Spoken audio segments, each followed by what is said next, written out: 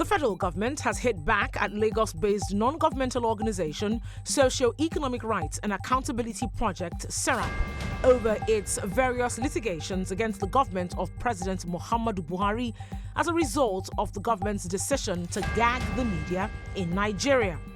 Minister of Information and Culture Alhaji Lai Muhammad condemned SERAP over its rights activities, saying the organization has turned itself into an opposition political party. Now, if say anybody will not just support federal government, you don't turn opposition party. It's all right. The minister attacked the rights group at a policy dialogue and press conference on promoting media freedom in Nigeria held in Ikeja. Mr. Muhammad said recent activities of SERAP calls into question SERAP's role as a non-partisan organization. I got lie, SERAP I beg you know they had now. Then fit ban yourself like Twitter. I think you're hearing me. The House of Representatives have rejected a call for the reopening of Nigeria's land borders, saying the security of the country supersedes the economic implications. Is that so? Some members had earlier moved to decry how closure of the borders had crippled economic activities in border communities. The sponsors had prayed the House to urge the federal government to reopen Idiroko and other land borders to boost economic activities and revenue generation in the nation's economy. They also asked the federal government to invest in better border security. That is to say, you are better safe than hungry. But to be like, say this people never know, say egg don't enter 18 naira. I know they chop egg again. A Niger State House of Assembly has recommended death by public hanging for anyone found guilty of banditry, kidnapping, cattle rustling, or giving out information to bandits. Niger State no complain. According to the lawmakers, the punishment is part of the recommendation of the Assembly's Joint Committee on Security, Intelligence and Judicial Matters presented by its chairman, Ahmed Agwara, at the floor of the House. The minority leader and chairman, House Committee on Judiciary, who represents Kotangora Agwara constituency, maintained that informants were included in the law because it was discovered that they play key roles in the activities of bandits in the state. As expected now, it was also stressed that the guilty ones will be hanged in public to serve as a lesson to potential criminals. How will I see this move by Niger State? Talking do. That's why they call them. A Lagos State Police Command has arrested one Bola Idris for physically assaulting his wife and inflicting grievous bodily injuries on her.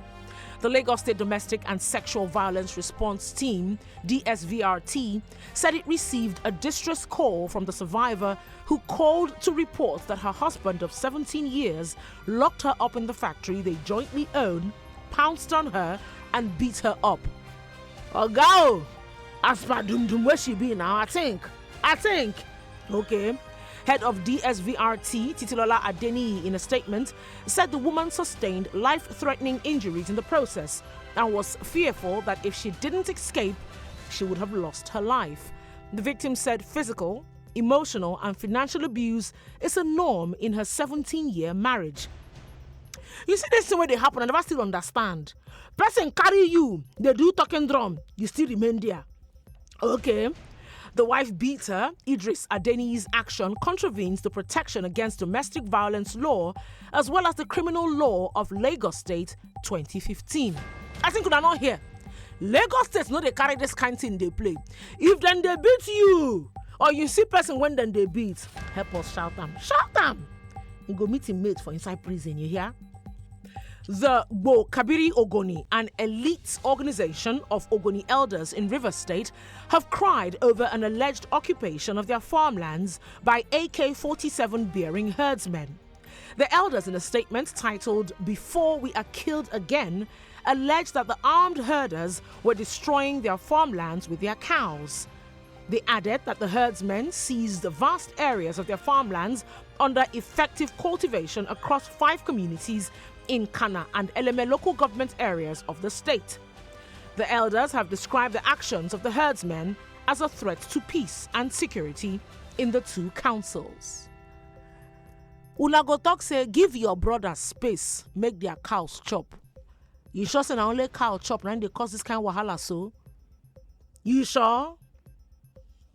Barely 1 week after they called off a 3-day warning strike, Gurasa Bakers Association in Kano State have threatened to embark on an indefinite strike if IRS, BUA, Super and Golden Confectionery fail to reverse the price of flour.